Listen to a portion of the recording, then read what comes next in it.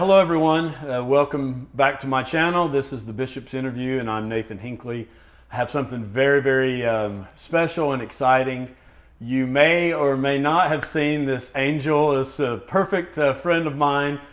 She has come on a couple short little times, but today we're going to get the full story. So it's my pleasure to introduce to you my friend Emily. Emily. Hi Nathan.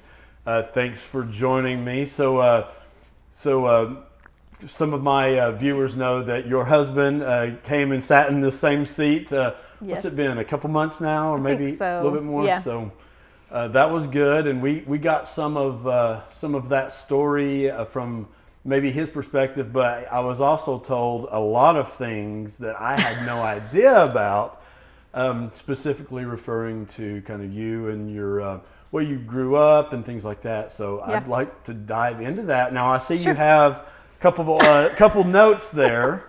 Yeah, I brought a few things that I had not written down specifically for this, but that I had written down, just notes that I had jotted as we were kind of deconstructing and I was listening or reading to different things, listening to or reading different things, things that just touched me or the thoughts that I had that I just needed to write down, and I thought I might bring some of those and maybe share if they were applicable at the time. Oh, they're going to be applicable. I think there's even a grocery list or two there. There is. You can see how scattered my thoughts were, because I would just grab whatever scrap of paper was close by and just start writing. And so, there's random stuff on these notes. I can identify with how scrambled you might be, because I started a podcast, and you just look at how scrambled I've been over the past. Yes, it's a crazy journey. We'll get into this a little bit later, but I'll just say right from the onset that and I said this to your husband, that you guys were always just such a special family. For me, we always kind of looked up to you back in the day. Aww. And then you all beat us leaving the church by 5 or 6 years, and we might get into that a little bit. But why don't we start just kind of back in the beginning? We don't have to make this 5 hours long or anything, but just help me understand a little bit about growing up, where you grew up. I know there was some sort of tie to some Mormon property or something like that. Yes. So walk me through that if you don't mind. Sure. So I am the oldest of 5 kids. My parents both grew up in Caldwell, Idaho, and they went to high school together, and after my dad got home from his mission, they got married. And my mom had gone to nursing school at Rick. Well, what was Rick's at the time is now BYU, Idaho. And then they went down to BYU for my dad to finish his education. And he graduated with a master's degree in outdoor recreation education. That's a man's. No, it is. My dad's a man's man, and he likes everything outdoors. And he jokes that in high school he failed his skiing class because they would go up to the slopes and he would just take off. So it was that kind of thing. So after that might be sexist to say that's a man's. Well, yes, no, but I mean yes. Anyway, my dad's definitely an outdoors kind of guy, and so when he was still in finishing his degree at BYU in the summers, we would live up at a church-owned ranch called Aspen Grove up above Provo. And my parents would manage that, and it was just ideal. Like, I remember they would do family camps, and as a little girl, I would go on stage with them at night and participate in whatever song they were performing. And so it was. When you say family camps, what is? So they what would is do like. I was so little, I don't remember exactly what kind of camps, but it was a church-owned camp, and you could, like, families could come up like for the week and rent a cabin. Yeah, they could do family reunions. Okay. I don't know that they did like girls' camps and scouting camp up at that one. They did where I grew up in Washington, but it was more, I think it was more like families and family reunions and like a vacation and that kind of stuff. So it was all very holistic. And your parents ran it, was that as a job or was that as a calling? So they ran it as a job. That's where they worked for the summer, and then the camp closed during the winter because it was up in the mountains. And then when my dad graduated, I was 4 and we moved to Washington. He got a job running at the time when we moved, it was called the Bar 41. Or no, it was the Circle LDS Ranch is what it was. Oh. And when my parents moved there, then they changed the name to the Ensign Ranch. So it was in Washington State, about 2 hours east of Seattle, tiny, tiny little town called Cle Elum. When I say tiny, I mean I had a graduating class of 45 people. Oh, So wow. it was tiny, but it was idyllic. Like I thought I had the best growing up ever. So would that have been almost all LDS then? No, it was nothing. Nothing. Okay. We had a teeny tiny branch. Like you think of the La Follette branch, and it was smaller. Oh. It was tiny. It was a tiny community, tiny branch, but it was in an area where, like Seattle was close enough that, like the scouts and girls camps and stuff would come over, but it was open to the public. So people would come and have family reunions. People would come for a weekend and rent a cabin, or there were also lots of campsites where you could pitch a tent. So we were right on the river. We had a big lake. So it was just a great place to come visit and camp. We had horses and would take horseback rides and hay rides and stuff. So I loved it. I thought it was the best place to grow up ever in the whole world. Yeah, it was great. And have you been back up there ever? When we were first married, we went back for a family reunion and drove through the ranch, drove through Cle Elum, and yeah, so it was neat. So how long did you all live there then? We moved there when I was 4, and then when I was about 12, we moved off the ranch. My parents bought a house off the ranch, and my dad continued to manage it for a few more years. And then my parents actually moved from Cle Elum after I had graduated high school. So we were there. We ran the ranch for probably, I don't know, 10 years or so, 10, 11 years, something like that. And now I think they have just missionary couples that run it, but yeah. So as far as like your testimony, like when...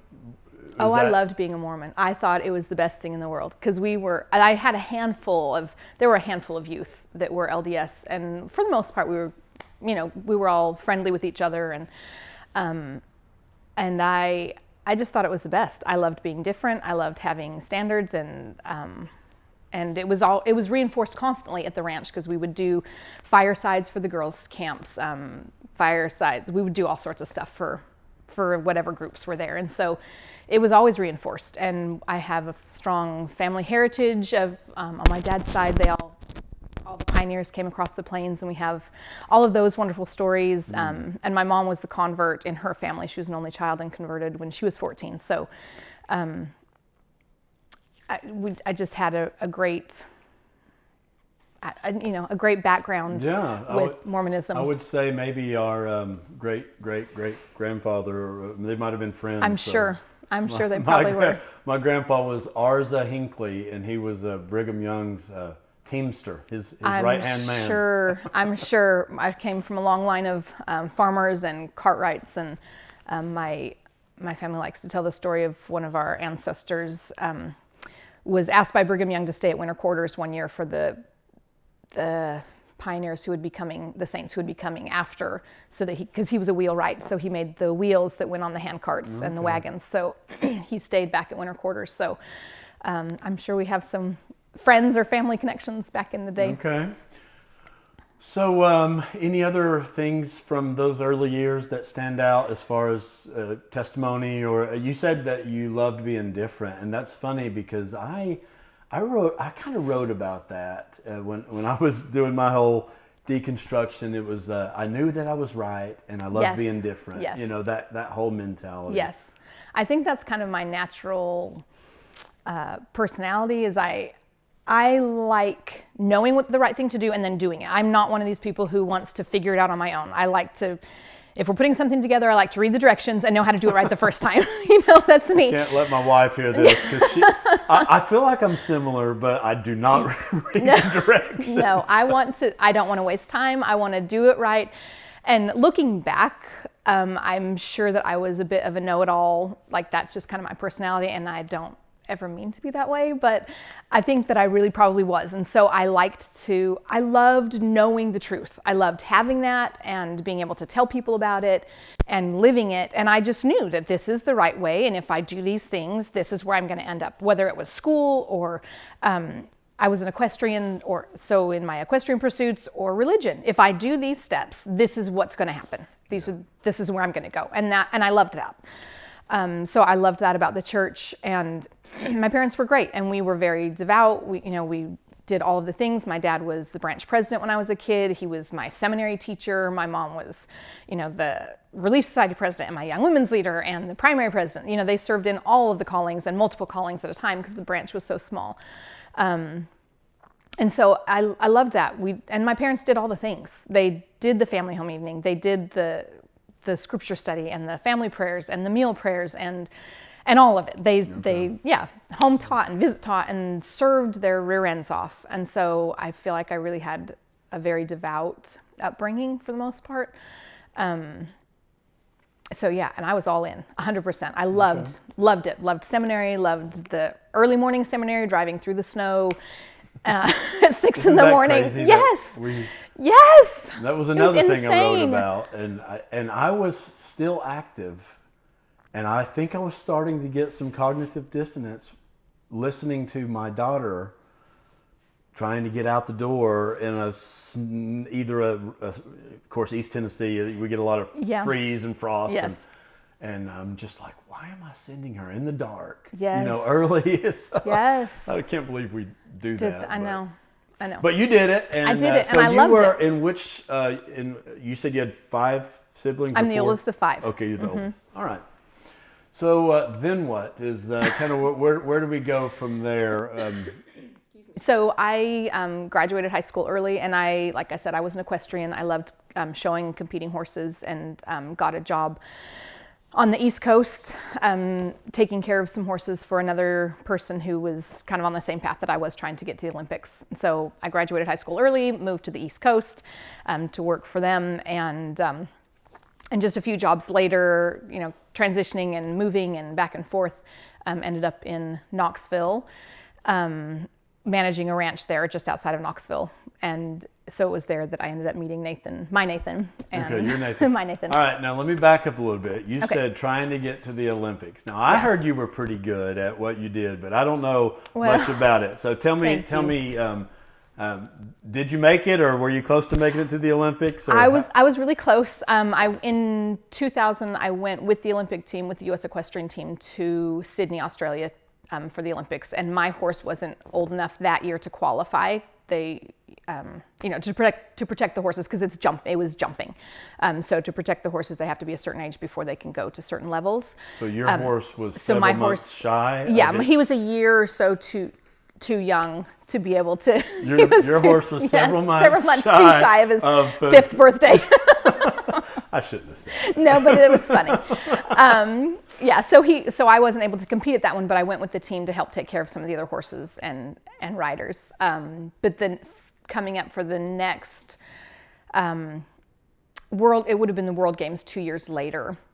Nathan and I were married at this point, and I was completing all of the qualifications to be able to go to the selection process, because there are several qualifications. You have to meet certain requirements. You have to compete at specific events, and then you go to the selection committee.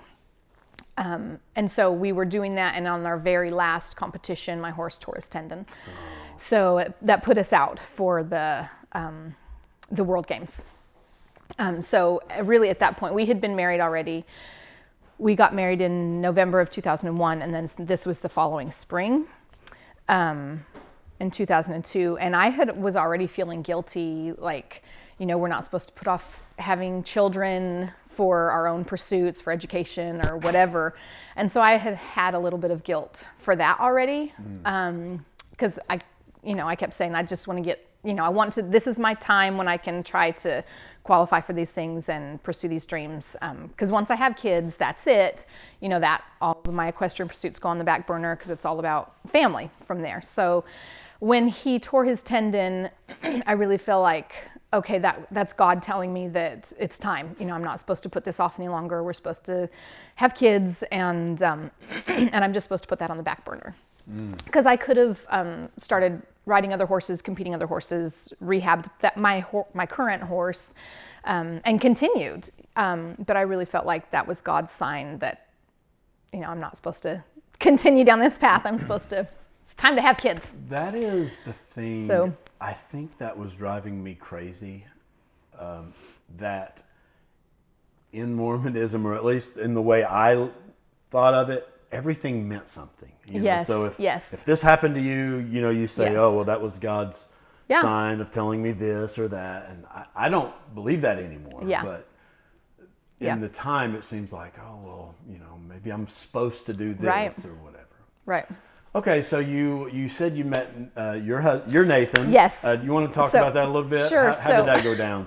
When I moved to Knoxville, I loved my job, but I really kind of hated Knoxville, mostly because I think I was at work 24/7. And those are all the people that I knew. I went to church still, but it wasn't a singles ward. I was early 20s and it was a family ward. And even though everybody was very nice, I just didn't have, a group of friends. So I probably just was feeling really lonely and all that. And I was trying to get out of Knoxville. But I was in the same ward as Nathan's dad and stepmom. And so I kind of met them, but also Nathan's cousin was in my ward. And he was all the time telling me, I've got this nephew who's on a mission, but he'll be home in a couple months. You need to meet him. And I was like, thanks, Scott. I'm good. I'm not looking for that in this period of my life, but I appreciate it. And one day we were sitting in sacrament meeting, like the sacrament was being passed, and we were in the back of the chapel, thankfully, but he was sitting right in front of me, and he turned around and hit me on the knee, and he said, hey, my cousin just got home from his mission. I'm like, they're passing the sacrament. Can you tell me after? Yeah. He's like, okay, fine. But after sacrament, he pulled me aside, and he's like, look, my cousin just got back from his mission. He's going to come up and meet, and because his dad lives up here, his mom was in Alabama, and he had come home to his mom's in Alabama. But he's going to come up and visit. I want you guys to meet. I was like, well, fine. Whenever he gets up here, just let me know. Or whenever he comes up. And then I don't think it was that same Sunday, but a few weeks later, I had come back to church in the evening for a baptism. And Nathan's Uncle Russ was there and came over and introduced himself and was saying, yeah, my grandson just got back from his mission. You need to meet him. I was like, what is going on Everybody's here? Yes. So they had that feeling. they had the feeling the Yeah. Spirit was speaking to them. Yeah. So, or at least they just knew one eligible Mormon girl. So evidently Scott and Uncle Russ were telling Nathan about me at the same time. And it was the end of the year. And so Nathan called me on New Year's Eve and said, hey, this is Nathan. I just wanted to apologize for my family because it sounds like they've been harassing you. And we ended up talking on the phone for a couple hours. So he came up a couple weeks after that, I think, and visited, and we met, and we met at church. He came to church with Scott, and Scott introduced us afterwards, and I thought, oh, he's kind of cute, so maybe we can date a little bit. And evidently, after we met, he told Scott, I'm going to marry that girl. And Scott's like, I knew it. So I don't know what was going on at the church that day, but so I think it was the very next day, we would go to Florida for the winter with the horses.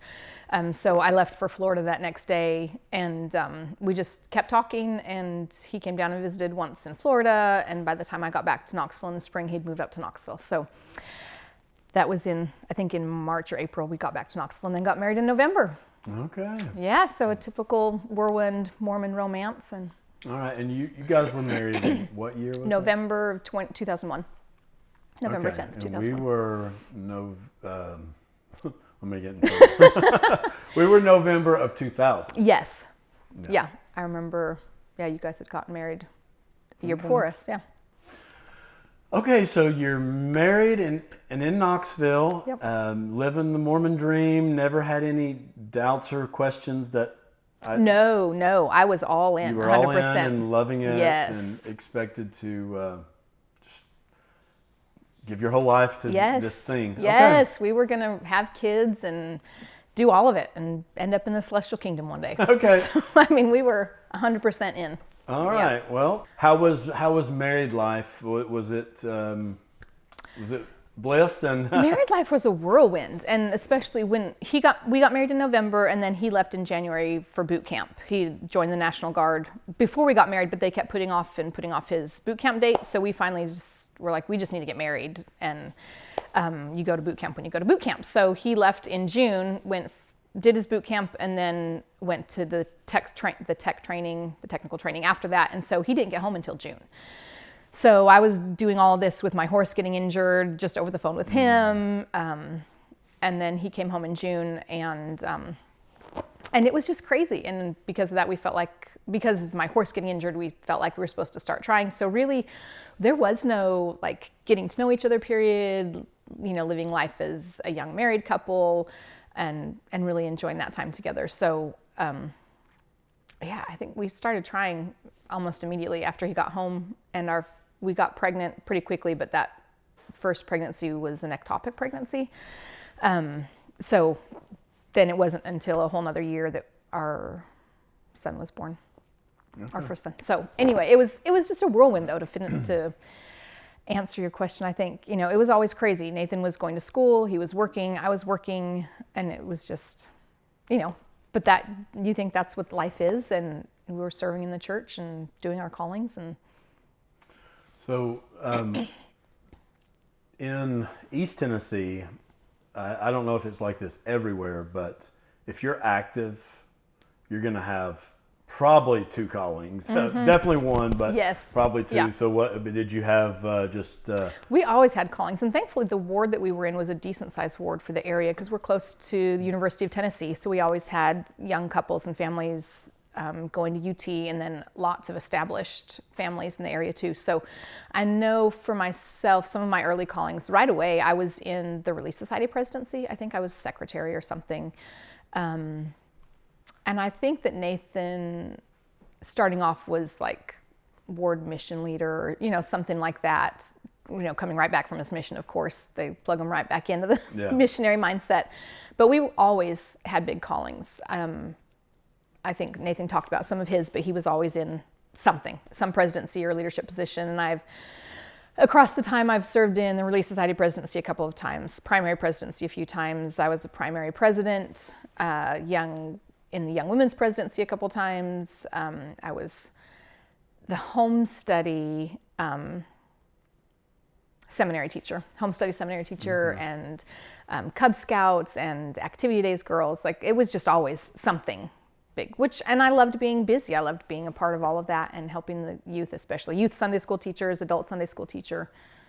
I think the only thing I wasn't in was like young men's and priesthood. Yeah. Well, you probably could have taught some horseback riding. I'm sure I could. Something like that. To the scouts, yeah. Okay.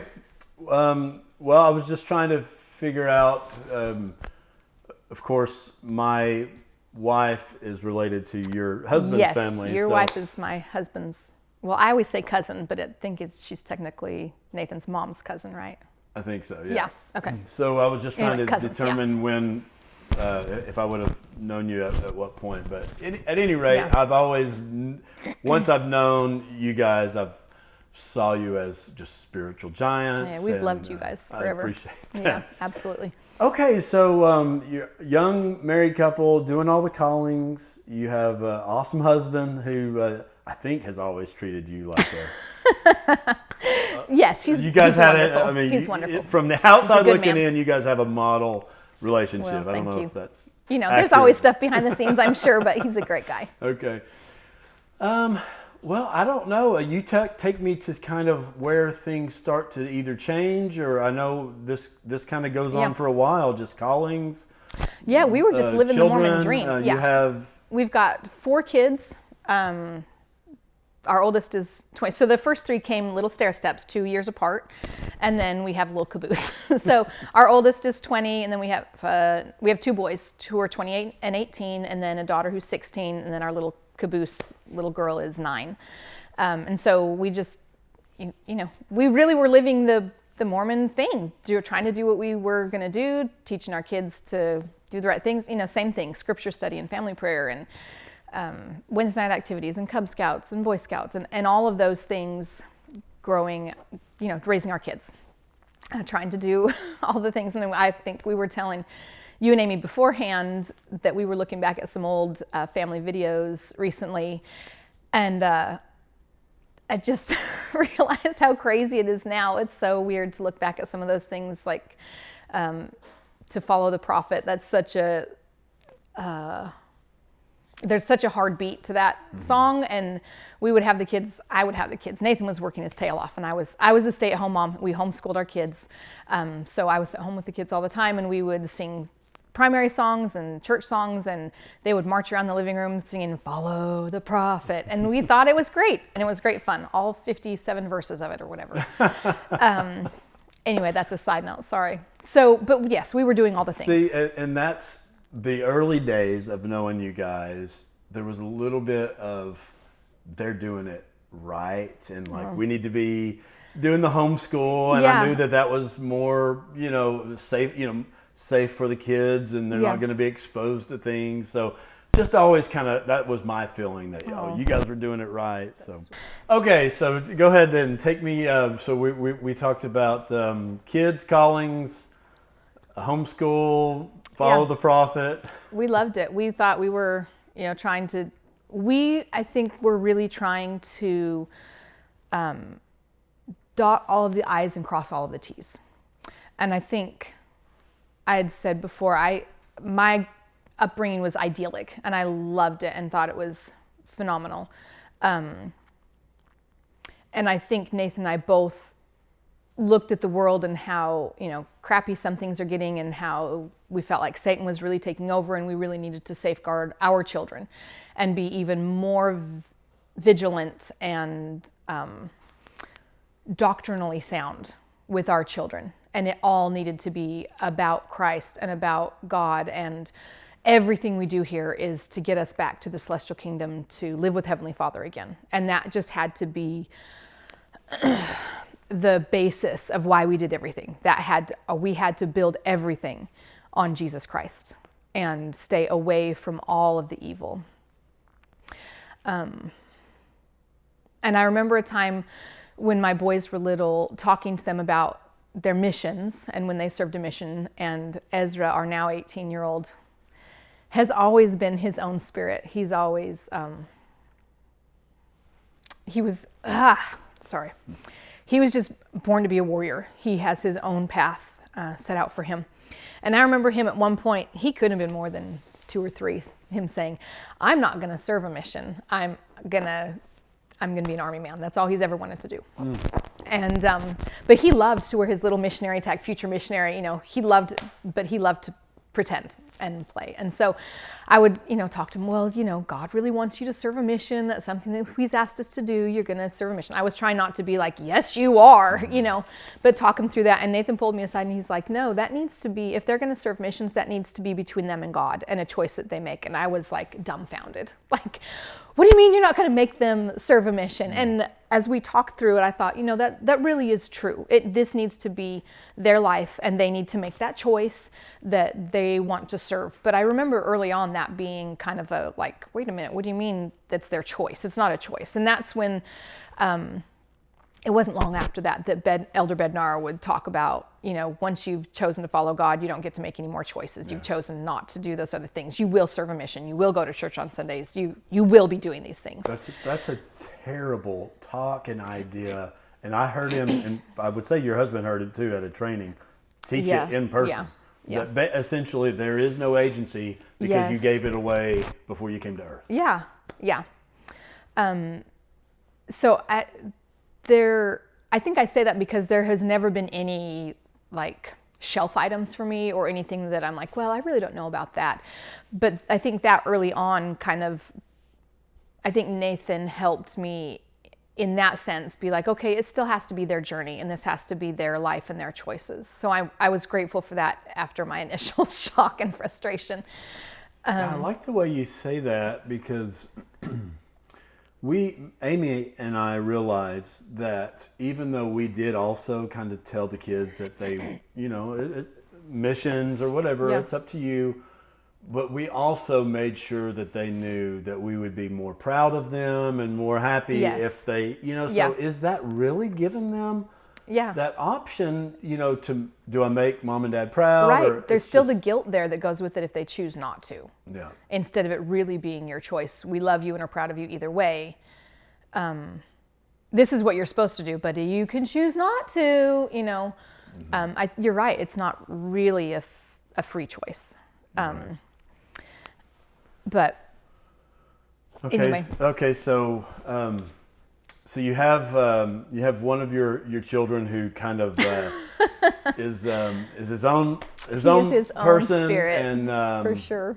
and you start to maybe, I don't know if you doubted that he would go on a mission, but he had other things that he wanted to do. Yeah.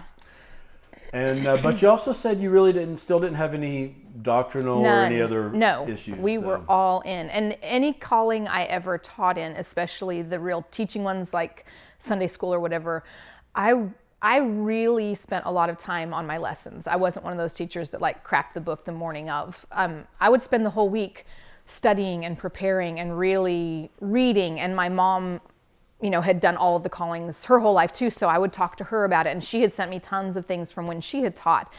So I was always over prepared with information. So that's where my studying was. It was always, and I did my own personal scripture study in the morning. I did scripture study with my kids in the morning. Nathan and I, when we could, would try to do couple scripture study, but I don't think I mentioned, and I think he mentioned in his podcast that he just worked like a dog. He was always working. He was working crazy hours our whole marriage. He was just always working. And so we just really never had a lot of time together just for a couple. But we would still try to do couple scripture study if we could, and couple prayers and that kind of stuff. So anything that I did gospel related was all very by the book, only materials straight from the church. Yeah. So there was never even opportunity for that. And I really never Googled stuff. It was all there in the manuals. I never really needed anything else. So what about having friends or family members that may have had doubts? Did you ever have that situation where you didn't have doubts, but you were trying to help other people that had doubts? Not really doctrinally so much. My youngest 3 siblings had all left the church well before me, but kind of for other reasons. It really never, like doctrinal stuff really never came up. And they still live out west. I live here in Tennessee. And we really didn't see each other that much. So we really never had lots of deep conversations. I remember one time my youngest brother, who's 10 years younger than me, talking about it talks in the Book of Mormon, it talks about the horses here, but there weren't even horses here. And I was like, well, that was so long ago, you can't prove that. And then there was some article about how like the Eohippus, like the tiny, tiny horses were found here. I'm like, see, they could have, you're just misconstruing or whatever. And so things like that just really never bothered me. And especially here in the Bible Belt, I was the oddball. I'm going to hell because I'm a Mormon. And so everybody was already so critical of that if they had questions, I would come at it from just a very faithful point of view. It never hurt my testimony, because I felt like, well, I'm the one that's got the truth. You don't have the truth. I could teach you a thing or two. Okay. So can you put your Mormon brain on for just a second? Oh, I can try. All right, we'll go back into that time. You're doing all this studying, and what did you believe at the time, like as far as the historicity of the Book of Mormon? Did you believe? Oh, all of it, like to a T. It was the history of the Lamanites and Nephites here on this continent. Like I believed it was like an actual historical book, not anything somebody made up. I believed it was the most correct book of any book in the world. Yeah, 100%. And then what would you have said about things like even like polygamy? I mean, of course you knew that was a thing for the early saints, but looking at it now, I'm surprised it wasn't an issue for me, because I knew the saints practiced polygamy, but in my mind, for some reason, it was really mostly for all of the widows coming across the plain. Right. And now, I just really never thought about it, because it wasn't in my milieu. It didn't affect me now. It just didn't really bother me, because I didn't have to live it. It wasn't going on now. They stopped it a long time ago. And so I just really never gave it that much thought. And I think that I had heard that Joseph had multiple wives, but I think that I didn't put together the time frame of when that would have happened versus they hadn't even crossed the plains yet. Like, Right. like I just didn't even think about that. I just never put those pieces together. And so it really wasn't an issue for me. It didn't bother me until later. We were just living life as, Mormon family, trying to get our kids to the celestial kingdom. When Nathan got called into the bishopric, when Nathan got called as the bishop, I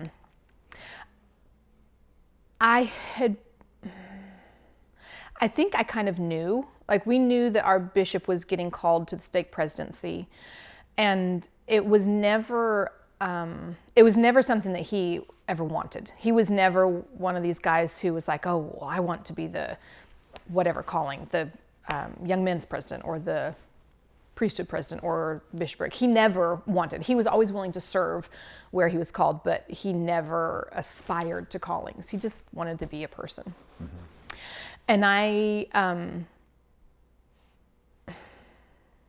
I knew how much my dad had sacrificed when he was branch president, and I know that he doesn't feel like it was a sacrifice, but it was a sacrifice for his time and for his family. Yeah. And we've had enough family and friends that the dad has been the bishop, and so I know from a woman's side how much of a sacrifice it is, for the husband, father, to be the bishop, and what a strain and stress that is, but also from the mom and children's side, how much he is missed at home. And so that was never really a calling I hoped my husband would have. Not that I supported him 100%. And, but I think I just kind of knew that was coming. I had a sense that that's what it was when the stake president asked to meet with us. I just kind of knew. And so that was really humbling. It was a very humbling experience. And he had my full support, and I did everything I could to try to help support him in that calling. And he was already so busy as it was, and got very little sleep because of his work schedule, that I watched it just take a real toll on him mentally and physically. And he loved those people, and we loved our ward members, our ward family. It was a great ward. Mm-hmm. And he loved the people that he served and who came to him. And he could never obviously tell me anything, but I knew, there were times that he would come home and I just knew there was a huge weight on him. And I felt so bad that I couldn't help him with that. And I felt badly that he had to carry that, because it shouldn't have been his burden to bear.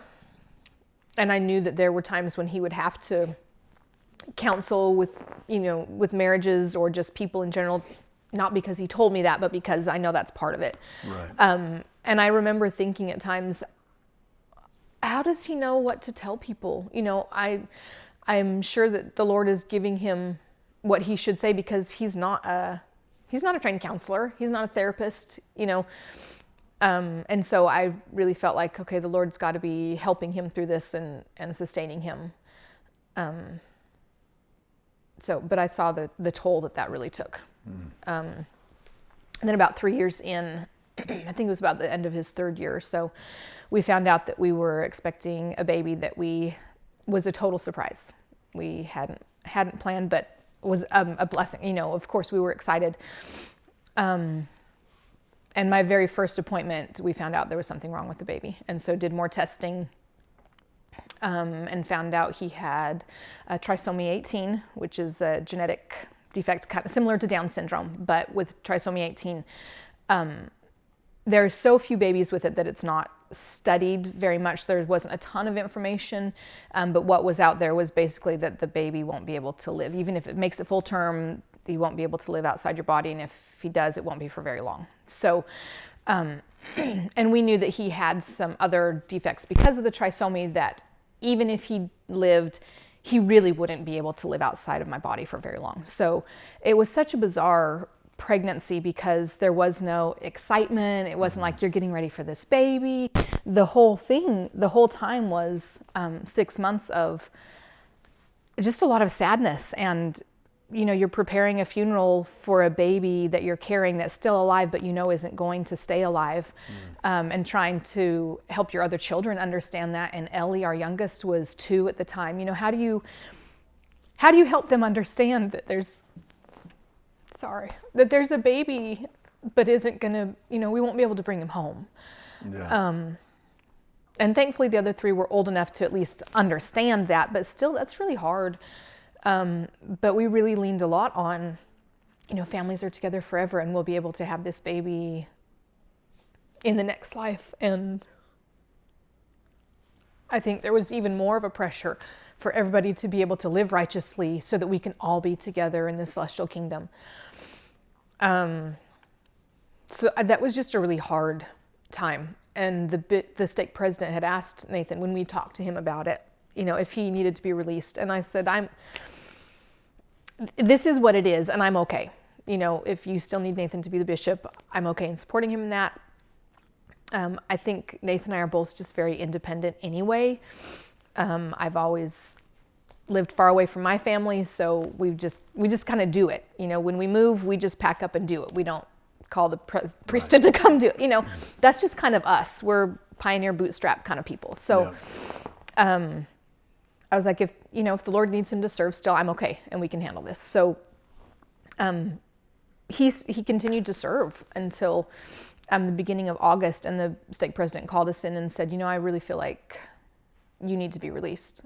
And let me back up for just a second. Before all of this, even before we got pregnant, for about a year probably, I really had a lot of strong feelings that there's something big coming. Something is coming that you need to get ready for. And I didn't know what it was, and I would tell Nathan, I just have this feeling. It's not even like a foreboding. It's just like this overwhelming impression that there's something coming, you need to be ready. And so then when we got pregnant with the baby, I was like, oh, well, at least God was preparing me, giving me some kind of warning. So then in August, the stake president called us in and said, I really feel like we need to release you. This is a lot for your family. You need to be able to be there for your wife when the baby's born and all that.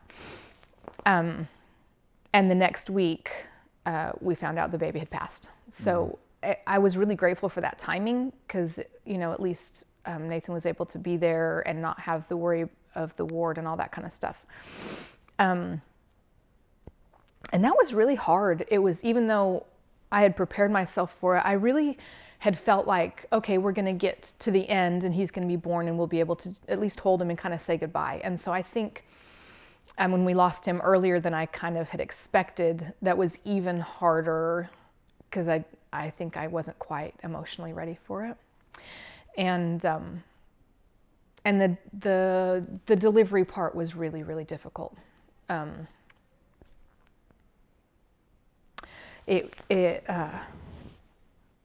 There was just so much around the delivery that was so different than my other 4 kids.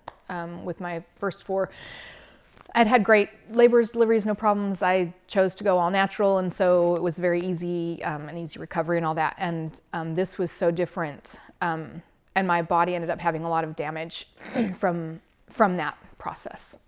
So not only losing the baby, there was just a lot of other stuff that just was really rotten afterwards and just kind of made the healing process even longer. So I really felt like the Lord, in the moment, I felt like the Lord sustained us through all of that and helped us. And because of all of the stuff with being the bishop and all the time he had put in there and then losing the baby and all that, we kind of decided to just take a couple weeks off from church because Nathan was still working. And so we just spent those Sundays as a family and just breathed. And I felt like such a sinner because I wasn't sitting in church. But I said, we just need this. And Nathan, I think it was Nathan that was the one that was like, we're not going to go to church Sunday. And I'm like, what do you mean we're not going to go to church? You need some time to let your body heal. We need some time just to kind of emotionally be as a family. This has been a lot. And I was like, okay, I understand that. But I really thought we were sinning bad. And we did that for a couple of weeks, just kind of took that time. And one week we went to the lake and just like a picnic at the lake, didn't get a boat, but I thought I was going to hell for this. I'm like, God is judging us, and it was, looking back, I think it was such great family time. It was just, we were quiet, we were together, we were spending time as a family and bonding, but I really struggled with it emotionally. But then, we started to, life got back to normal, and we're going back to church, and what was it? That was in 2018. So it was the end of the summer of 2018. And we just started, getting back to normal life. And then it would have been that winter. COVID hit the winter of 2019, though, didn't it? I'm trying to think. Yeah. Okay, so yeah, so it was a year later. It was coming into, we really had gotten just back to normal life. We were both serving in callings. I think that's right when they had changed to like the 2-hour block instead of the 3-hour block. So they were like rotating priesthood and Relief Society, but also young women's and young men's one week, and then Sunday school the other week. So we had been teaching the youth Sunday school class. So there were still some Sundays when we weren't teaching that we would just decide to do something as a family. We would come up and visit Mama, something like that. Not anything crazy, just decide to take a deep breath and spend some time as a family. But then coming into the spring of 2019, like it was probably February. Nathan at that point was working at night, and so he was just always listening to podcasts, and he would listen to tons and tons of conference talks and church related things, and you know how Google is, how, you like this one, maybe you'll like this next one. And so he just evidently just hit play on a next one and started listening, and it really caught him off guard. It was, he came home the next morning and said, Emily, you need to listen to this podcast I just listened to about the first vision. There were differences in the first vision. Now, when he gets home in the morning from work, I'm already up with kids. I've already worked out. I'm getting them going for the day because, like I said, we homeschool, so I'm getting all of their stuff. So when he gets home, I'm already like busting into my day, So we try to talk a little bit, but really, in all honesty, it's him talking to me, half listening as I'm trying to do 50 other things. Yeah. And I hate to admit that, but it is what it is. So I was like, okay, send it to me, whatever. And I'll listen later on when I'm, cooking dinner or whatever. And just the way he was talking, something was different, and it was making me like, what's going on? But I didn't pay that much attention. I just kind of kept going with whatever we were doing. And he stopped me and he said, Emily, you're not listening to me. And that caught me because he's never like forceful like that when he's coming home in the morning. And he said, there are some major differences in the first vision that we didn't know about. And I'm thinking, yeah, I know, you tell the same story 5,000 times, you're going to get different versions, or, the shirt's red versus the shirt's pink, not a big deal. He's like, no, there were some real differences and absolutely different versions that were told of the first vision. You need to listen to this. And that shook me because I was like, what are you talking about? What do you mean? And so later that day, we got on with homeschool, we got done with school and whatever we were doing. And later that day, when I finally pushed play on the episode, it rocked my world. I was so flabbergasted by this episode that talked about not just little differences, but how there were big differences in different versions that were told and recorded and written down that were totally different. And I thought, how is that possible? In one version, you're talking about the version that we were always taught was Heavenly Father and Jesus Christ appeared to Joseph in the grove. And he said, this is my beloved son, hear him. And Joseph had gone to the grove in the first place to pray over which church to join and was told, don't join any of them. And the other two versions were not that at all. And I want to preface this by saying my goal today is not to destroy anybody else's faith or cause anybody else doubts.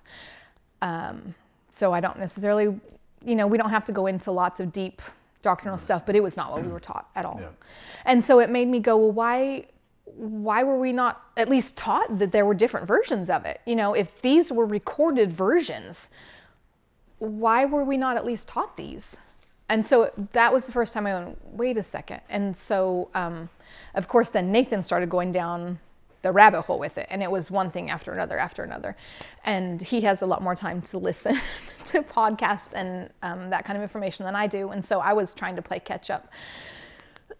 Excuse me. But it was one major thing after another. And so for me, I was thinking, well, there's got to be a good reason for it.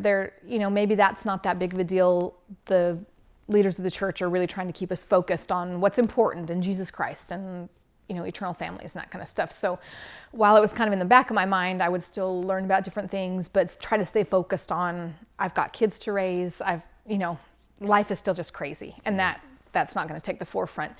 But Nathan would forward me other podcasts and other information, and it just spiraled from there. It was crazy. And I never had questions. I never had doubts.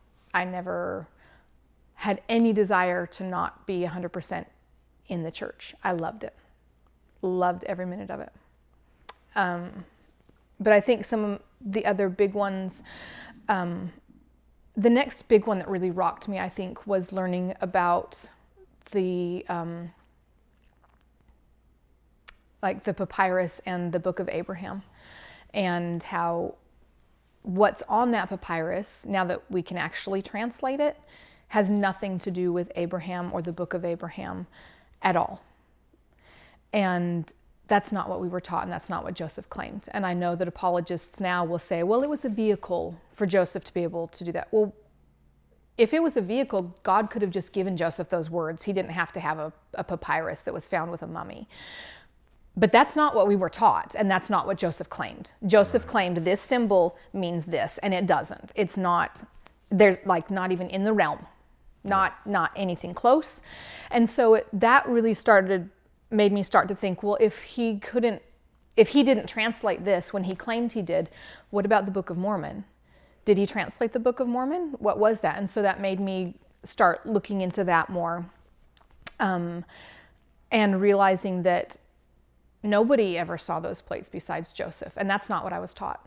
I was taught that the other witnesses saw the plates. And if you go back and listen to or look at their recorded testimonies, they saw those plates with their spiritual eyes. Not one of them claimed to see the physical plates.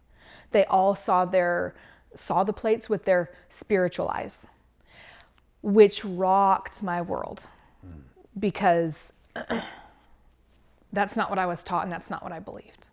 I believed, in the mouth of two or more witnesses, these things are made known. And if nobody ever saw those plates, and Joseph, and then for President Nelson to come out later to say it wasn't translated with the Urim and Thummim, Joseph put a rock in a hat, the same rock that he found treasure with, put the rock in a hat and looked in a hat, and the words were written on the hat. Well, if that's how it was really happened, why weren't we taught it that way? Because it's just as crazy as a Urim and Thummim. Right. It's not like one is more rational than the other. Right. Why, if that's really the truth, that's what really happened, and anybody watching this, if they're questioning it, can go back and, do the research themselves. That's what happened, and that's what was in Joseph's journal that was ripped out by Joseph Fielding Smith and then taped back in later. You can, do your own homework, but those things rocked my world, because I had such a testimony of the Book of Mormon and of Joseph being a prophet, that really shook me, and that was really, really hard. And then just learning a lot about Joseph's family and how the things that we were taught about his family really were kind of twisted. I always thought he was an uneducated farm boy, could barely read or write. And that's not the truth. His father was a teacher. His brother was sent to Dartmouth. Thank you. Yeah. I was like, which one? Yeah. I mean, they were not uneducated people. Joseph was very smart and very clever. And yes, he talked like a country hit, because they all did. Yeah. Not because he was uneducated, not because he couldn't read and write, because he has written some pretty incredible things. Right. That's the thing that I just remember being like, something doesn't add up here. You read this, well, even like the Joseph Smith history where it's in his own, his own, it's like very eloquent and it doesn't sound like, and then, so let me back up. Yeah. Just hearing you go through, it's the who's who of problems, it's the Book of Mormon, it's the first vision, and I don't want to minimize that because every one of us has to deal with those things individually. Like, this is not what I was taught. Yeah.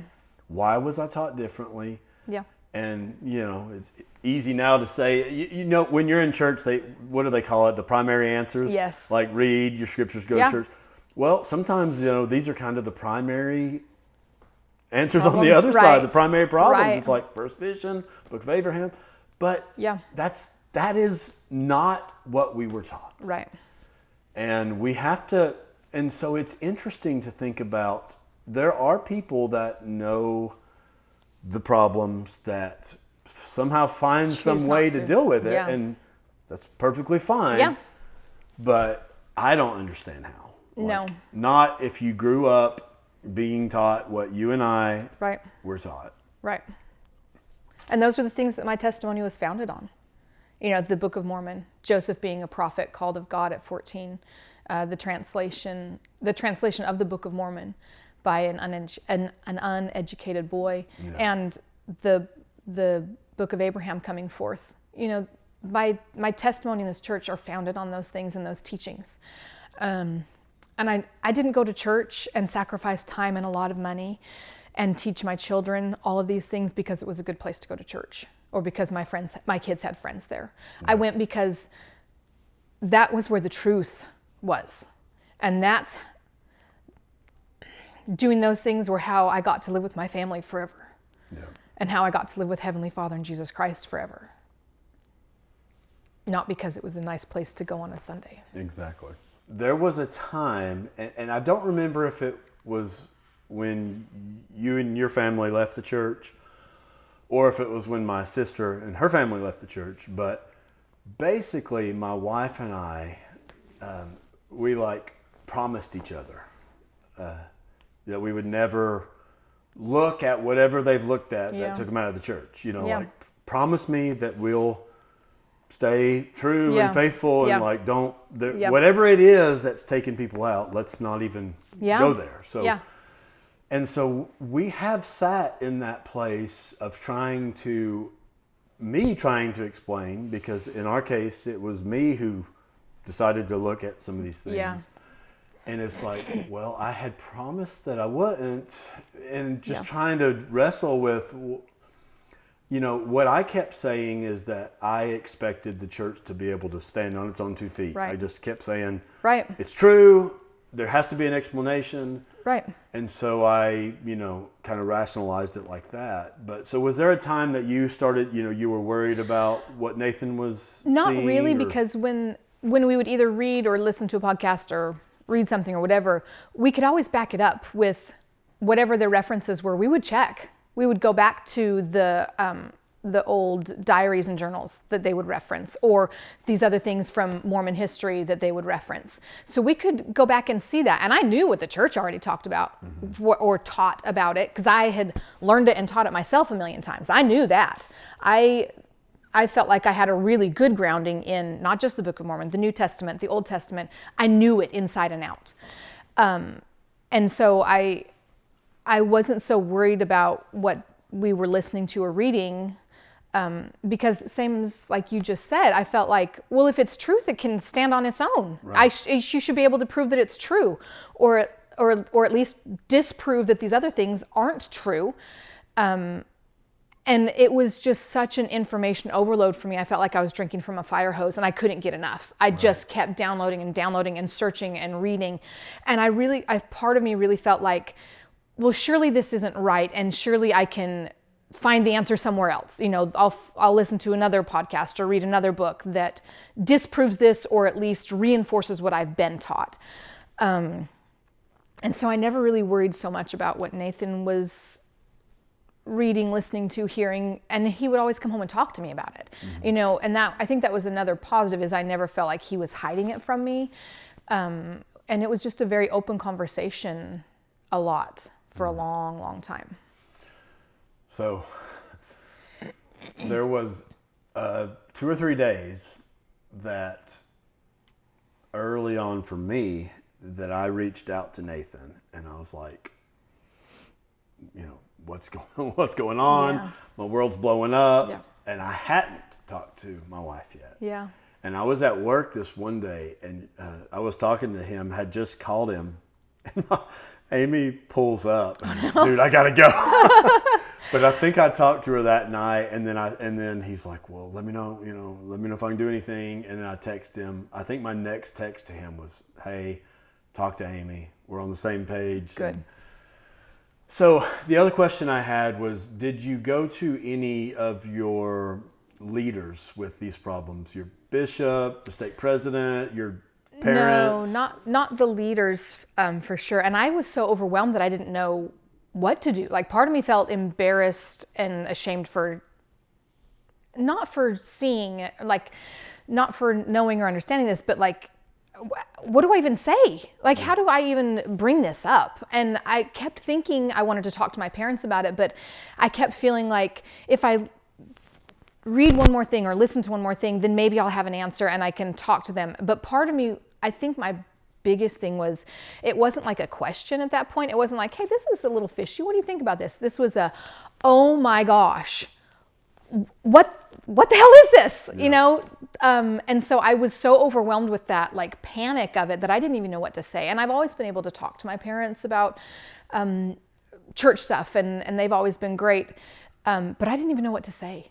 How do you even approach that topic? Mom, Dad, I've read this. What is this?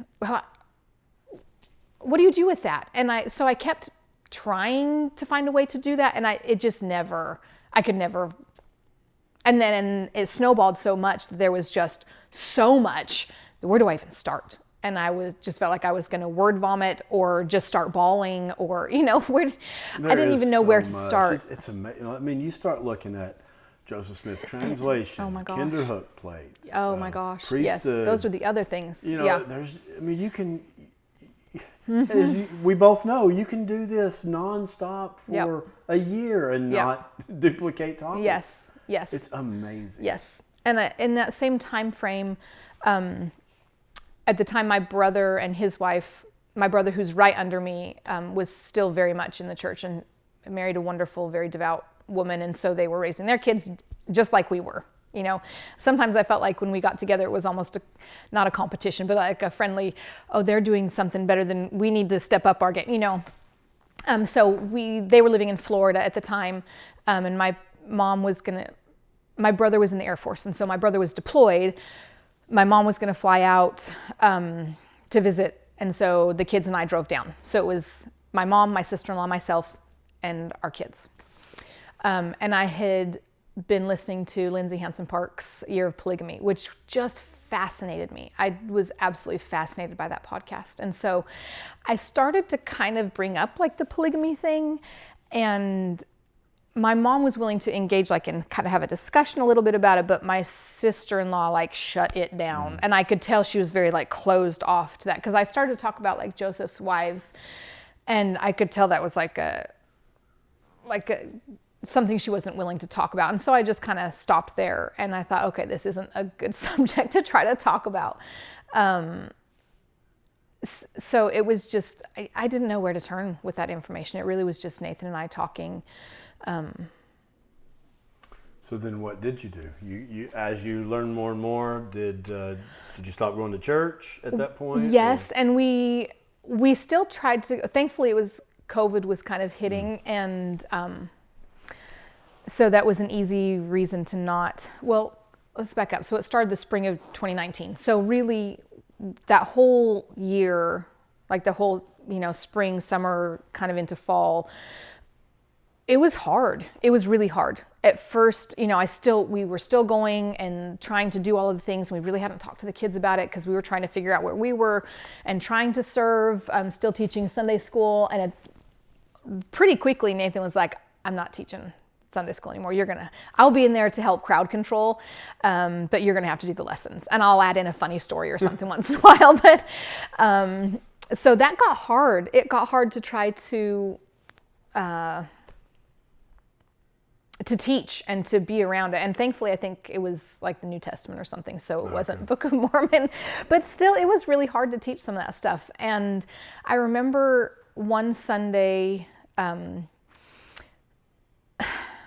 the day before or a day or two before, I had learned about Joseph's dad had a dream about basically the iron rod. I don't know if you know this story or not, but I may mess up some of the details, so you might have to correct me because it's been a while now. But he had the story of the iron rod basically, but it was a rope, not a rod iron, but it was the same gist, trying to get his family back to God. And the tree of life. And I remember, yes, all of it. Like the only major difference was it was a rope instead of an iron rod.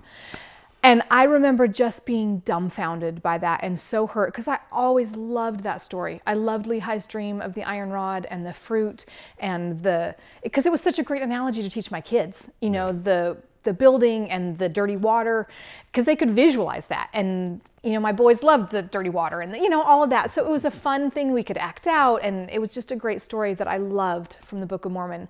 And to know that Joseph's father had that dream and told that story to his family years before. And they would say, that's what they did at night. They didn't have MTV. They sat around and told stories, by the campfire. And his mom would say Joseph was the best storyteller. Yeah. And so then to hear that story was so hard. And then we went to church the next day and the opening song was Iron Rod. And I just started bawling. Like, we're sitting in the back of the chapel. When we were active and full in, we would always sit at the front of the chapel. We were those Mormons. But now we're sitting at the back of the chapel. And Nathan just put his arm around me. And he knew, because we had talked about it the night before. And I just started bawling. And I couldn't control it. And I felt so self-conscious sitting there in sacrament meeting, and other friends around would notice and look and be like, oh, I'm sorry. Because they thought it was the baby, And I just thought, I can't do this anymore. This is ridiculous. I'm supposed to be able to come to church and feel uplifted and feel the Spirit and feel at peace. And I come to church and I feel so much turmoil and so much angst and anger and frustration and confusion on what am I supposed to teach my children now and what is the truth. And I've been deceived and just hurt. I was so hurt. And I think that was kind of the beginning of not the beginning of the end, but really kind of the beginning of I've got to kind of make a decision because I'm fence sitting here on what we're doing. And so what you said something right there that you kind of said that I had been deceived. And I remember feeling almost like my standing, even with my children, is because I allowed myself to be deceived for so many. Like, why would they come to me for advice or counsel? You know what I mean? Like, I remember sitting in bed writing one morning, listening to my son get up and go to church, probably with his girlfriend, to another church this particular Sunday morning, and I'm just like, I was writing about what it was like back when I knew what I thought I knew. Yeah. And now I see him just doing his own thing. Yeah. And I can't give him any advice other than, why would he respect me? Right. I think that's not fair, but that is the feeling I have. Yeah. I completely relate to that because I've taught my children all of these things as absolute fact. And now, how are they supposed to trust me when I'm teaching them or telling them other things? Yeah. Yeah. Okay, so what about visits from other people? They start seeing you're not showing up to church, you're sitting in the back? It was crickets. Absolute crickets. the bishop pulled us in at one point to ask us if we would teach Sunday school. I can't remember if maybe we had been filling in or something, and they were extending a full-time calling. No, I think it was they wanted Nathan to teach like the adult Sunday school class. I'm pretty sure that's what it was. And it was going to be the Book of Mormon that year. And he's like, yeah, I'm not going to be able to do that. And here's why. And the poor bishop, Nathan didn't go all out with all of the problems, but he's like, there's some real problems, and this is what's going on. And the bishop was just dumbfounded. You could see like the blank, glazed look on his face, and he didn't know what to say. What's he supposed to say? And all he could do was bear his testimony that I know this church is true, and this is Christ's church on the earth. And we're like, yeah, we've heard that a time or two. It's not anymore, But what was he supposed to say? So that was kind of really towards the end of us really going. At that point, we were kind of going a couple times a month, maybe, and just trying more than anything for our kids. Right. Especially our second, he had a huge group of friends, loved his friends. Big old, I think there were 8, 9, 10 boys, all his age, that he loved it. And, we felt like it was still at least a good tradition, a good place to go. They're still learning about Christ. And it's such a habit. What do you do differently? We didn't want to look for a different church, but we wanted our kids to have some kind of education on God. But I remember after that visit with my mom at my sister-in-law's, I came home and just kind of doubled down with learning and listening. And so I painted my whole house. So I would put the kids to bed and just paint all night long. And I would stay up till 3 or 4 in the morning just listening. And I would call Nathan because he would be driving, and we would talk, and I would just listen and paint and cry and take, sketchy notes. I just remember at one point, because I had been still trying to make it work. I was still trying to, there's got to be some truth here. Maybe it's just gotten derailed over time. Where there's got to be, the truth has to be here somewhere. Like it hadn't crossed my brain yet that this just isn't the truth. And I remember vividly going, what if it's not true? Oh my gosh, it's not true. It's like the egg just cracked and then it just exploded. The second I allowed my brain to say, what if it's not true? It just went, it's not true. Like as if it had been trying to get out. It was so awful. And I just sobbed. And I just knew it's like every piece that I was still trying to glue back together just came apart. And there were no pieces left to try to put back together. Okay. So I was in that space of panic. I can't believe it's not true. What about this? What about this good feeling I had here? Yeah. Or what about being at, on my mission or a youth conference here, and right. just battling with that for a while. But I would say I feel like I'm kind of getting into another place now. And just as a quick little story, there's a family member who passed, and the rest of the family is dealing with that. And for me now, I feel like as a true believing member, I would have said that there's no comfort on the other side of knowing the church is true and all the things. I would have said that that's a terrible place to be. Yeah. Now that I'm on that side, I find way more peace. And the reason I mentioned this family member is they're still really having a hard time. Yeah. Understandably so. Yeah. But the plan of salvation is really not offering a lot of comfort or anything. But for me, really? What I'm trying to say is I'm okay now with just simply not knowing. Yeah. And that's not a scary thing. It's not a depressing thing. I know now that I don't have to worry about handshakes and other things that just don't matter. Yeah. So that's where I'm at. Now, I don't know now, but I don't know how how long you guys stood in that space of kind of panicking and, oh my gosh, it's not true. Yeah. So how did that kind of time period work for you? I don't know how long that did, but I struggled a lot with the not knowing. Because like I said before, I like to know. I like to be right. I like to have the knowledge. I've always been a pretty black and white person. This is right, this is wrong, and there's no gray area. And so it really, really bothered me for a long time not knowing. And not knowing if there is a God, not knowing if there isn't a God, not knowing if there's life after death, not knowing where we go when we die. It hurt. It caused a lot of, I wouldn't say I'm an anxious person or have anxiety, but that caused a lot of angst within me.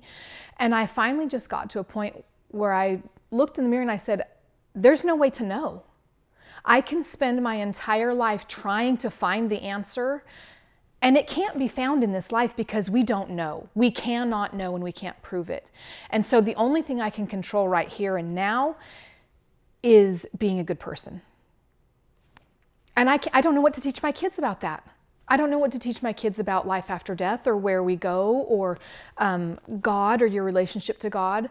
But I can tell you to be a good person. I can teach you to be kind and compassionate and not to judge people because we don't know their story. We don't know where they've been or what's going on in their lives. But we can be kind. And so I'm at a place where I feel like with God that I can, if I died tomorrow and met God, I could look him in the eye and say, I did the best I could with what I had and what I knew. And I treated your children with love and respect and kindness. And I feel like I'm a better human now in that respect than I was before. Even though I served a lot, I treated people with love and kindness, but I think that the church puts you in a position where you are superior to everybody else who's not a member. And even within the church, well, they haven't been to the temple yet. I've been to the temple. I've taken out my covenants. We're married in the temple. And even if you don't think that, it's subconscious. When I was active, I would have never thought that I was better than anybody. But it just puts you in that place. Oh, they're such a good person, but it's a shame they're not a member. You could be such a better person if you did this or didn't do that. And so it just puts you on a pedestal not knowing. And now I can look at somebody and not judge, if they look a certain way or whatever. I'm not judging them. I don't know their story. I don't know where they are in life. I can just be a nice person to them. And I think that that's what I've tried to focus on with my children is just be a good human. Don't judge them. Just be a good human. Help and serve and love and show compassion when and where you can. And just be a good human. And I feel like if that's the most I can do in this life, if I can leave this world a little bit better of a place than when I found it, then I'm okay. I'm not worried about my salvation or being saved or going to hell or whatever. If I can, because I know that that's real. And I know that when I make a difference in somebody else's life, that's a real thing. So my dad, I'll just tell you, I was going to say a family member, but my dad told me one time, he said, look, I'm not worried about, you guys. I think he was kind of saying the church, you had the church long enough that it got you on the right path. But I do worry about, your kids Children. or your grandkids. And I don't know, what you just now said in the past 5 minutes makes so much more sense. And I used to have said, I would have said the church is what made me who I am. That was the perspective I would have had. Yeah. And I think the perspective possibly that my dad has, that we owe it all to the church. Right. But now I see that is not. Thankfully, I was a decent person even though I was part of the church, I think is how I see it now. Yeah.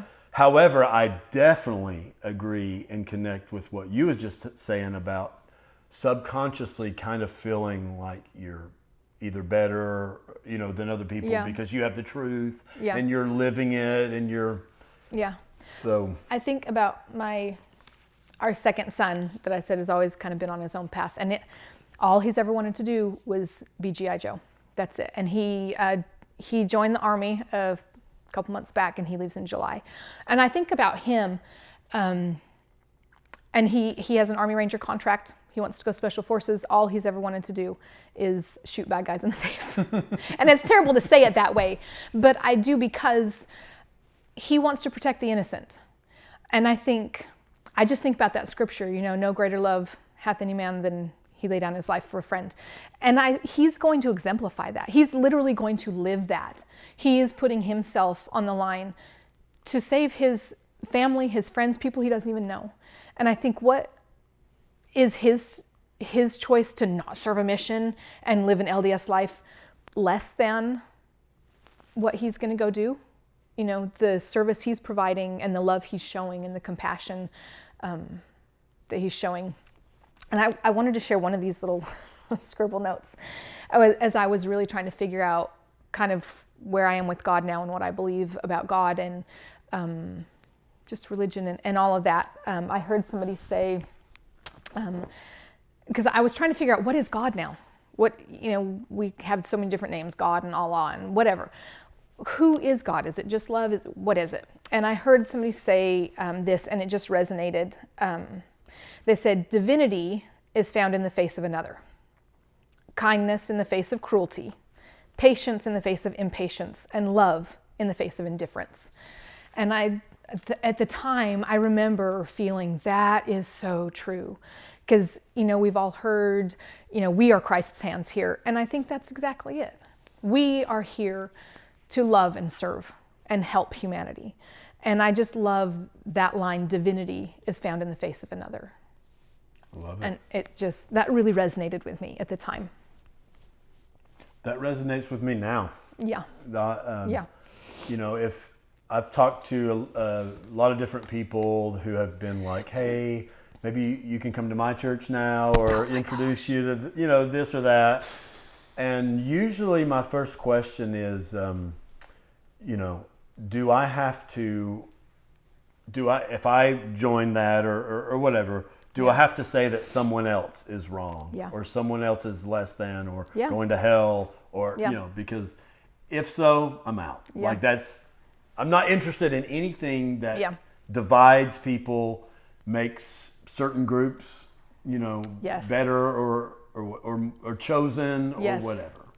I think that's one of the things that has been extra hurtful on this side of it too, as we're going through all this. And even that, now that we've deconstructed, I have had so many friends and still have friends that are so excited that we've left Mormonism. And I just think, I know they're not trying to be hurtful, but they thought I was going to hell, like big time. They really thought I was burning in hell. Because I was a Mormon. And now they're really excited that I'm not going to burn in hell and I can come to their church.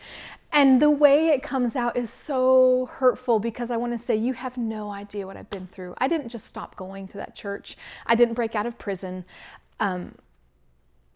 This has been so hard and painful. I've literally had friends like clap and cheer and, yay, I'm so happy for you. And I've prayed for this for years for you. And I appreciate their love, but I don't think they have any idea how hard it is and how painful that is. And that's been hard too, because I want to say your brand of crazy is no different than my brand of crazy. Right. Your indoctrination is just as bad as my indoctrination. Yes. And along those lines, I have had a good handful, at least 10 of people who have reached out and said, hey, like not Mormon, but what you're saying and doing and is really helping me, with what I'm at. In other words, seeing some of the crazy things that they maybe once believed or whatever. So. Yeah. I remember when I was really kind of made the decision that, okay, I'm out. I'm stepping away. I felt like I needed to tell my siblings, especially my younger 3, because I know, even though I still loved them and treated them with love, I had a lot of probably anger and frustration and hurt towards them not necessarily for leaving the church, but because of what it did to my parents. Because I saw how it hurt my parents. And so over the years, I had never said anything to them critically about the church or about leaving, but to my other brother who was still in, and to Nathan and to my parents, things about, they've lost the light, or isn't it so tragic that my one sister has a daughter and it's so sad that she will never have the temple covenants or go to church or whatever. And I felt so guilty for making those judgments and for acting that way. And I know that I probably came off as, feeling superior or whatever. And I felt like I had to be an even better sister and a better example because I was the oldest and I was still in. And so I called and talked to my brother right under me, the second born, who's still very devout. And just kind of, I didn't know what to say, but told him, I've been finding these things and learning these things. And he served his mission in Southern Florida. And so he had said, yeah, I've heard a lot of that stuff and it just really doesn't bother me. And I don't know how in depth he went with any of it. I'm sure he heard a lot of it from, non-members or whatever on his mission. And so we had a little bit of a conversation, and he was kind, but really kind of dismissive. Just didn't bother him, and he didn't know why it would really bother me. And that's kind of where I left it at the time with him. And then I called my younger 3 siblings and talked to each of them, just kind of about where I was and my decision to leave the church. And without fail, all 3 of them, I was expecting them to be like, wow, I'm so glad, or, welcome to the dark side, something. They're all very funny and joke. And all 3 of them were serious and said, wow, sis, I'm so sorry. That must have been really hard. And that was so humbling because they had every right to be like, see, or I told you so, or in your face, or, and not one, all 3 of them. Wow, sis, I'm so sorry. That must have been really hard.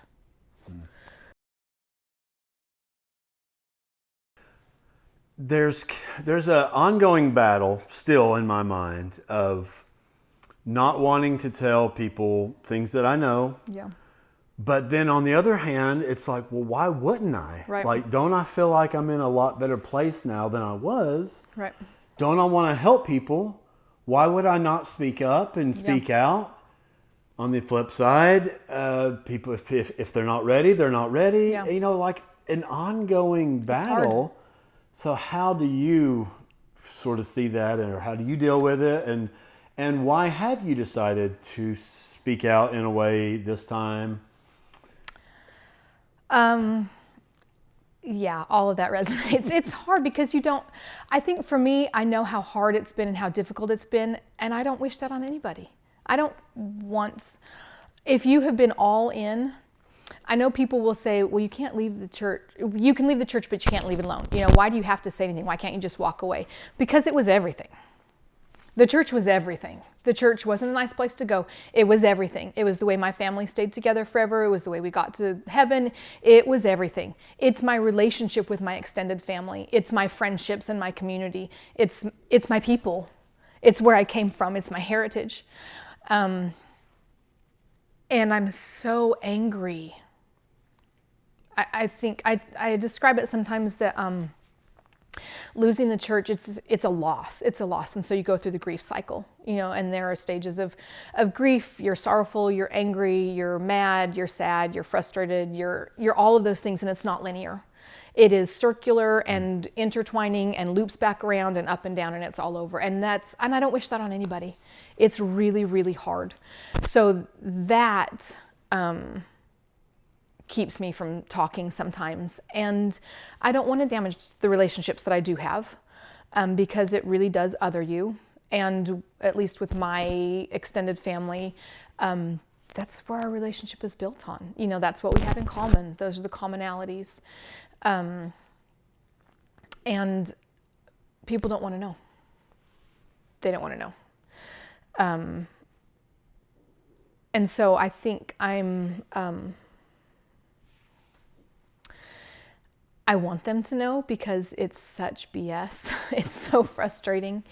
But Nathan had mentioned, I think in his interview, that we had talked one time briefly to one of the counselors in the bishopric that had called us in to talk about a calling or something. And we started to explain something. He's like, whoa, I don't want to know.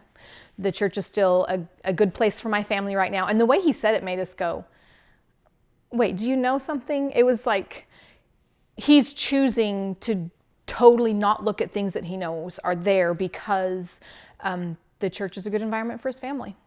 And on one hand, I can totally see that. It teaches your children just good characteristics, good regular Judeo-Christian standards and beliefs, and it's a good backbone. But on the other side, one of the things that I had to realize too when I chose to walk away was I could stay and fake it and keep going to church for my kids because I think it's a good place for them. What happens to my children when they as adults or teenagers, or even worse, once they're adults married in the temple, they learn these things. And they come to me and talk about it, and I say, I know. And they say, well, why didn't you tell me? If you know these things, why did you continue to tell me that it was true when it's not true? Yeah. And then they're dealing with it. And so that actually goes into one of the things, and I'll come back and finish answering that question. Because I really had a hard time. One of the things growing up that my dad used to always say, because of our long pioneer heritage, was don't be the weakest link. Don't be the weak link in the chain. We have this great family chain of strong people, strong members, strong pioneers. Don't be the weak link. Don't walk away because they've sacrificed so much for you to be here. And that was always a sense of pride. Like, we're Hinckleys. Yeah. And I loved that. And that was so hard to look in the mirror and say, I'm the weak link. I'm walking away. I'm breaking this chain. Sorry. And I just had this epiphany. Like, it came to my mind and I just wrote it down without pre-thinking the words. And I wrote down, I am not the weak link. I am the strongest link.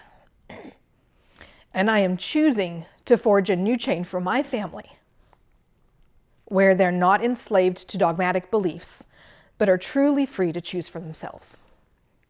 Love that. And I've gone back to that a few times and had to remind myself of that when I think I'm the weak link and I've broken the chain. And I think I've empowered my children now to be able to choose for themselves, to, find what truth is. Not that truth is necessarily flexible, but what feels right to you? Where do you fall with God or not with God? And especially for my girls, I feel like I've freed them to make their own choices. Do you want to be a stay-at-home mom? Great. Do you want to have children? Great. You don't want to do those things? Do you want to pursue a career? Great. This is your life to live how you want to live. You get to make those choices. You don't have to have somebody else telling you that this is what God wants for you, because you get to choose it. So going back to why I'm kind of speaking now, partly because I've had some instigation. My husband, I can't live down my husband doing it, not me. That's not true. I think about all of the podcasts I've listened to and the books that I've read and the people that I have gained peace and strength from. And I am so grateful that other people have shared their stories. And I thought, if my story can touch or help one person, then it would be really selfish of me not to share it. So that's why I'm willing. Well, you've already accomplished that because it's touched me. Well, thank you. It's been great. Is there any other things that you wrote down that you wanted to get to, or? There's one, at least one.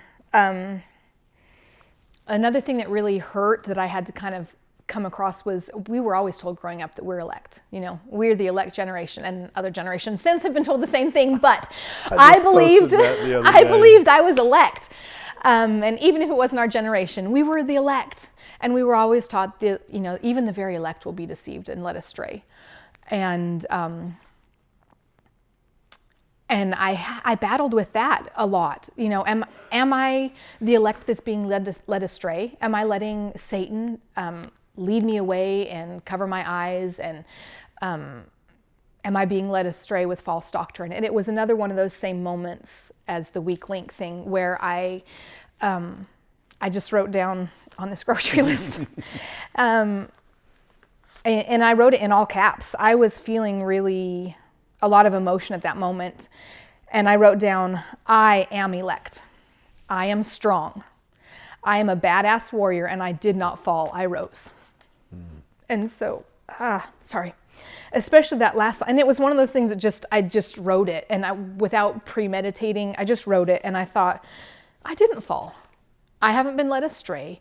I haven't been deceived. I haven't been, candy waved in front of my head and this looks prettier path. I've gone through hell with this, and I've been rational and reasoned it out and looked at all of the sides, and I didn't fall. I rose. That is awesome. Along those lines, to his credit, I went in to see the stake president when he wanted to talk to me about what I was writing on Facebook. I said, I'll come in, but I want you to have read it. And I talked to him for about an hour and a half, and I have nothing bad to say about the guy. And he's a wonderful man. He listened to me. I don't want to speak for him, but he could see that I used to be in a very black and white mentality with a lot of things, not just church, but in a lot of areas of my life. And he could also sense that I'm in a much more nuanced view of everything, in a much more loving and accepting view of everything. And so he just said, look, believe it or not, I have no problem. I think you're in a better place now than you were as Bishop Hinckley. Wow. And he says, I'm not asking you to stop what you're doing or anything. Wow. It was actually great. Now, why have I never been told that from some other people that I'm related to and close to? Why can they not acknowledge that I'm in a better place now? I don't know. But I totally agree with what you wrote. You're a badass woman, that you have not fallen. You've risen to, to a better way of life. Yeah. Thank you. I feel like I've put our family and my children in a better place. And that was another thing. I think I was willing to do the hard thing and go through this frustration and this break and all of this so that my children didn't have to. Yeah. That's how we felt. We were months away from a daughter getting married. Yes. A year away from a son going on a mission or not going and feeling yes, shamed or whatever. Yeah. On those same lines of sharing, can I share one other thing? Of course, yeah. Another thing I read and that kind of helped me, there were a few of my notes helped me decide to actually come on your podcast. I'll share two of these. The first one she said, your heart will be cracked so wide that others can walk in and find shelter there. May we all have broken hearts that we may provide shelter for one another. And I thought that was so beautiful because as in the human experience, when we share our experiences and share our vulnerabilities, it helps other people. You don't feel so alone. You feel like somebody else can relate to me. Somebody else knows at least partially what I'm feeling, and I'm not so alone. I'm not crazy. I don't feel crazy anymore. There's somebody else there that can understand and that I can find some peace in. And I loved that. The other, may we all have broken hearts that we may provide shelter for one another. And this one, as I've thought about, the changes that we make and the different people that we become and stuff, and just the changes in our life, especially since leaving the church because I felt like it blew everything up. It blew up our life, it blew up our family, it blew up relationships. It said, for a seed to achieve its greatest expression, it must come completely undone. The shell cracks, its insides come out, and everything changes. To someone who doesn't understand growth, it would look like complete destruction.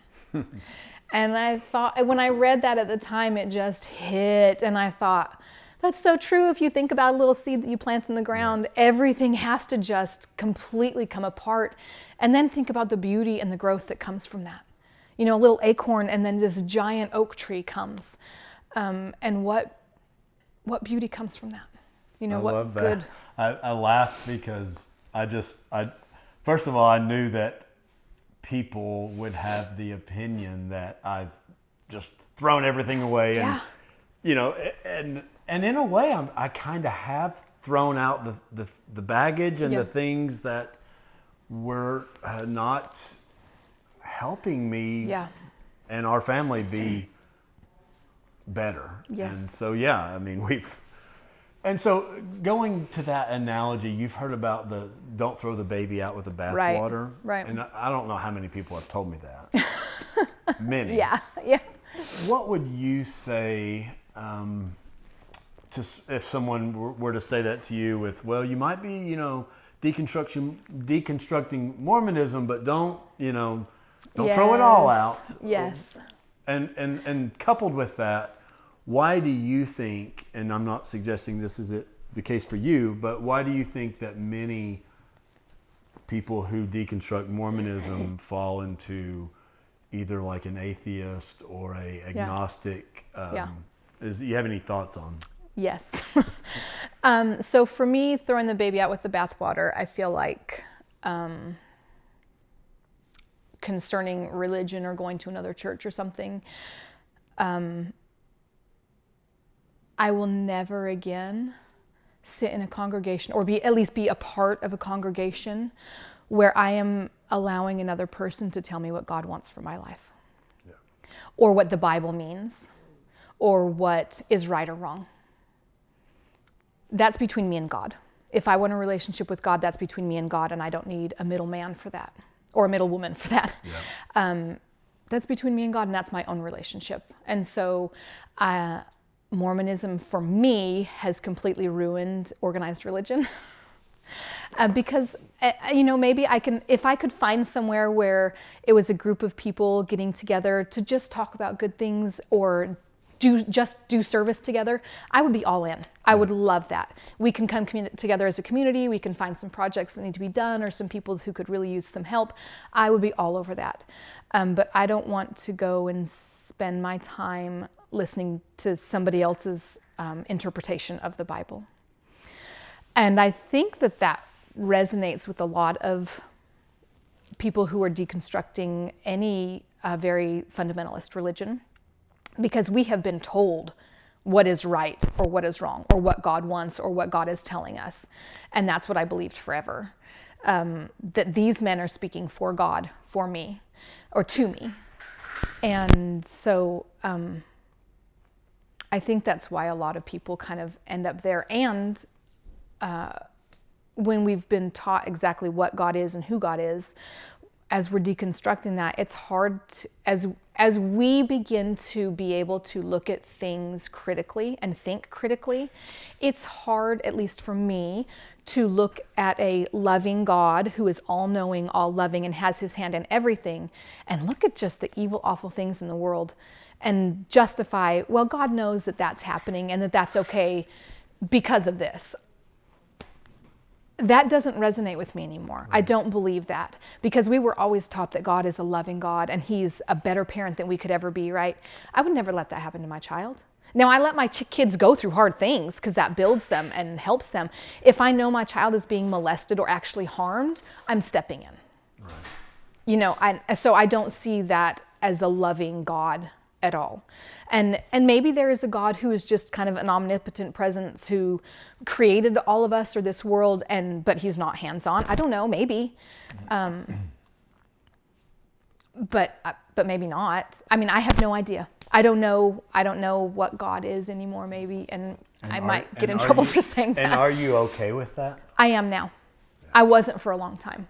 And it kind of goes back to what I talked about earlier with there's no way to know. There's no way to prove that. And I'm not going to spend any more energy on it. I have one life. I have one life now. I don't know. Maybe I have an eternal life. I hope so. It would be great to be able to, my presence, my spirit, to be with family, friends after this. That would be wonderful. If I do, it's icing on the cake. I get one life and I'm going to live it. I'm not going to waste it anymore, worrying about trying to know something that I can't know. I'm going to worry about it having fun with my kids, or helping somebody who needs help, or enjoying a beautiful sunset, or, I'm going to live this life because I know I've got it. I don't know if that answers your question. Not only does it answer the question, it gives me, I'm going to memorize everything you just said because I'm asked that a lot, and I'm going to say, well, a smart person once said. No. Emily, I could do this all day. I love your perspectives. I love the way you put it into words. Thank you. I'm so happy and proud to call you all friends and family, and that you sort of led the way for us. Well, I'm sorry, but glad you all are here. You sort of did, just because we respected you so much, and so ultimately we, I kind of remember telling at least myself, I don't know if I said it out loud, kind of like whatever got them just might get me. Like I respected you all that much and still do. Thank you. I guess I just want to say thanks for coming to Thank you for all having the way me. up here to my house. I think it's starting to. There's folks coming over. It's starting to turn into a party today. Yeah. So y'all stay with us, and Sounds good. We'll watch a ball game or whatever's going to happen. But I definitely don't want to cut you short. Any other closing statements or stories or remarks? I don't think so. I think I'll share one more. Just Okay. because. Oh yes, there was another one. Perfect. Sorry. I love it. Sorry, I know you're trying to end it. No. I loved this one too because, especially thinking about the celestial kingdom and what I always thought I was going to have after this life, and that's what I was building towards. My celestial kingdom, my table with my family. Yeah. And I listened to a lady who had deconstructed, and she was talking about the celestial kingdom and her fairy tale castle, and she said, I may not have a fairy tale castle anymore, but now I get to be the designer and the architect. And at the time, I thought that was so profound because it may not be the celestial kingdom that I was told I was going to have. It may not be the life that I had thought it was supposed to be, but that was a life that I was told was supposed to be what I was wanting, if that makes sense. This is what you're supposed to want, and this is how you get there, and this is what it's going to look like. And that's all shattered. It's gone. But the beautiful side of that is I get to choose now. I get to choose now what that looks like for myself, for my relationship with my husband, for my children. I get to choose it. And that's scary. That's scary. But it's a beautiful thing. It's a beautiful thing that I get to design that. And so do my children. They get to decide what's beautiful in their life and the things that they want to hold on to and cherish and what they want to build their life into. And that's okay. It doesn't have to be the cookie cutter design that we were told we were going to have. Yeah. And the one other thing I want to close with, I guess, is when you asked about coming on now, I had forgotten, I had written this down too. Part of the reason I didn't want to come on, I haven't been real vocal, is I'm worried about the fallout, with family, with friends, with a group that my family's still associated with that may not like that I'm expressing where I stand with God now, but it's okay. And when I was rereading these, it helped me remember that it's okay. And it says, I don't have to suppress my authenticity because it makes others uncomfortable. And that doesn't mean I have to scream things from the rooftop, but I don't have to hide who I am and what's authentic to me. And when I was talking about this being a process, like a grieving process, I read a great book called The Body Keeps the Score. And he said in that book, we don't get to control when we move on.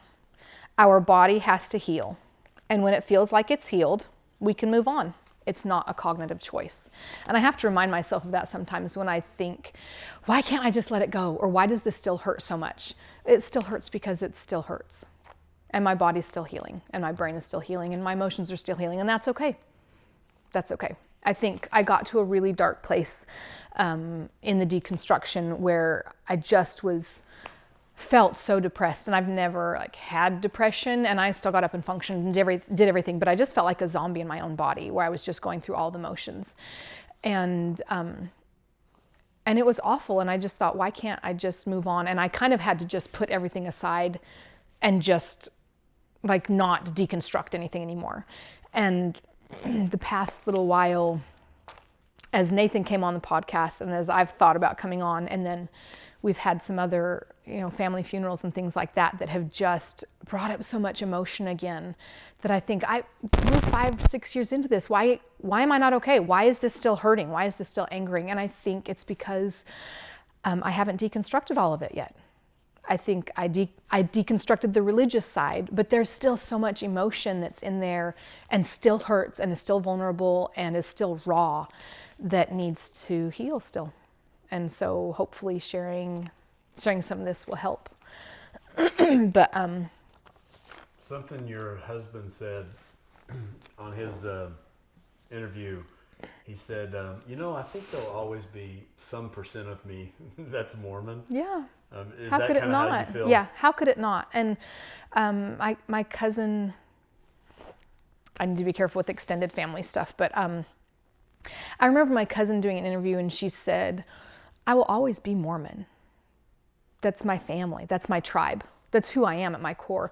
Even though I don't go to church and don't have the same beliefs anymore, I think it's kind of like being Jewish. You're a secular Jew, maybe not necessarily a religious Jew or devout, but I think inside that's still my tribe. That's my family, and I'm still very proud of the heritage I come from, and the people that I come from. But I have no use for the religion anymore, which is hard to say, but there will always be a part that's Mormon, and that when other people talk badly about Mormons, there will always be a part of me that wants to bristle and defend, because I think the people are good. And we always were taught, not always, but as we got older, there was that saying that the church is true, but the people aren't, and I think that that's so opposite and backwards. I think the people are good people. They're good people. And that's what makes the church good, because so many of the teachings, if you step outside, are very destructive and very harmful. And the gaslighting and the obfuscation and the lying from leaders is very harmful and wrong. But the people are good people. Couldn't agree more, and couldn't say it any better.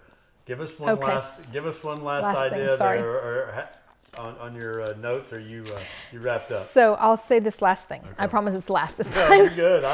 They're also good. I can see why you held on to I put this one on my Facebook page up at the top, instead of a picture, because it just resonated. And I try to remind my daughters of this. And it's applicable to men too, although it says women.